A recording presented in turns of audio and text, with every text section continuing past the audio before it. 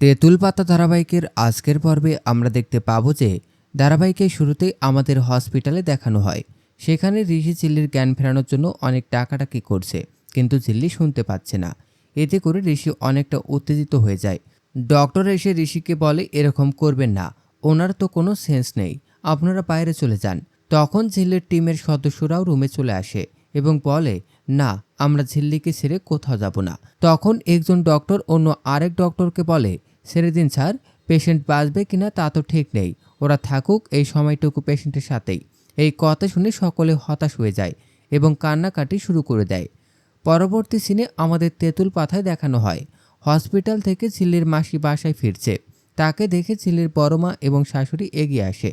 ঝিল্লির কথা জিজ্ঞেস করাতেই ঝিল্লির মাসি ইমোশনাল হয়ে যায় এবং বলতে থাকে আমার মেয়েটার সাথে এমন কেন হলো।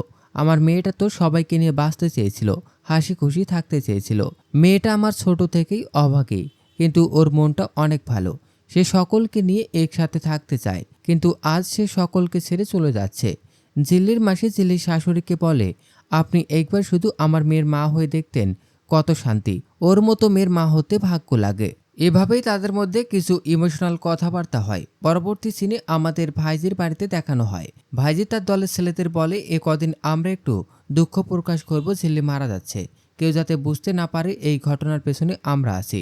এরপর তিনি খেয়ালিকে বলে তুমি বাড়িতে চলে যাও, কিন্তু খেয়ালি বলে আমি এখন গেলে অনেক নাটক হবে, দেখলেন না রানা কিভাবে চলে গেল। কিন্তু খেয়ালের বাবা জোর করেই তার মেয়েকে সেখানে যেতে বলে। পরবর্তী সিনে আমাদের আবার হসপিটালে দেখানো হয় রিঙ্কি পানি নেওয়ার জন্য এসেছে এবং সে ডাক্তারের কথাগুলো ভাবছে।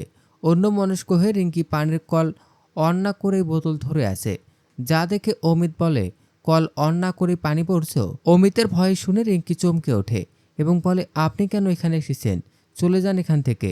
অমিত বলে তুমি আমাকে ভুল ভাবছো রিঙ্কি, আমি চেষ্টা করেছিলাম, কিন্তু হয়তো গুলিটা আটকাতে পারিনি। রিঙ্কি বলে আমি এসব কিছু শুনতে চাই না, আপনি এখান থেকে চলে যান, আমার কারো করুণার দরকার নেই।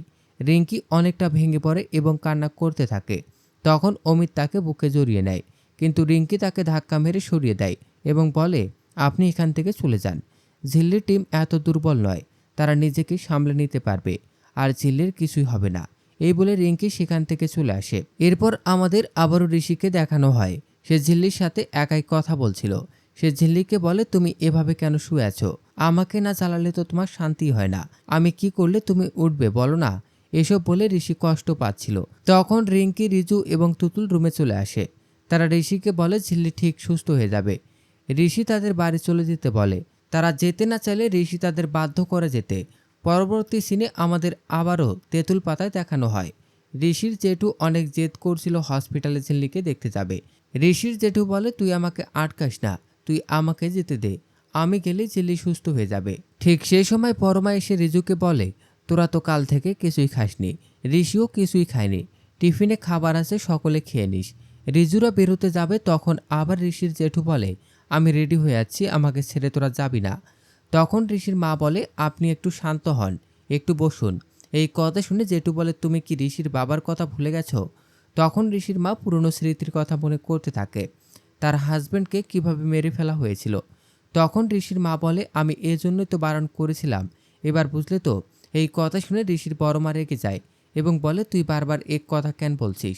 শেষ সিনে আমরা দেখতে পাই খেয়ালি তেঁতুল পাতায় প্রবেশ করছে, ঠিক তখন বড় মা তাকে আটকে দেয় এবং বলে তুমি এ বাড়িতে খবরদার প্রবেশ করবে না। একে একে বাড়ির সকলে উঠানে চলে আসে। সকলেই বলে এ বাড়িতে তুমি ঢুকবে না। তখন খেয়ালি বলে এটা আমার শ্বশুর বাড়ি, আমি কেন ঢুকবো না, এখানে ঢোকার অধিকার আমার আছে। তখন ঋষির বড়মা চোরে চিৎকার করে বলে লাঠিটা নিয়ে আয় রিজু। ঠিক তখন ঋষির মা লাঠিটা নিয়ে হাজির হয়ে যায়, যা দেখে বড়মা অবাক হয়ে যায়। এরপর ঋষির মা লাঠি হাতে নিয়ে খেয়ালির কাছে যায় এবং বলে তোমার অনেক দুষ্টুমি সহ্য করেছি, কিন্তু আজ যা করেছো তা সীমা অতিক্রম করে গেছে। তুমি এক্ষুনি এ বাড়ি থেকে বের হও, তোমার এ বাড়িতে কোনো জায়গা নেই। খেয়ালি বলতে থাকে কেন, আমি কি করেছি। তখন সকলে বলতে থাকে চিল্লির গুলি লাগার পেছনে খেয়ালি এবং তার বাবার হাত রয়েছে। সে যদি এখন এই বাড়ি থেকে বের না হয় তাহলে পুলিশকে তারা ফোন করবে। খেয়ালি কারোর কথা শুনতে রাজি নয়।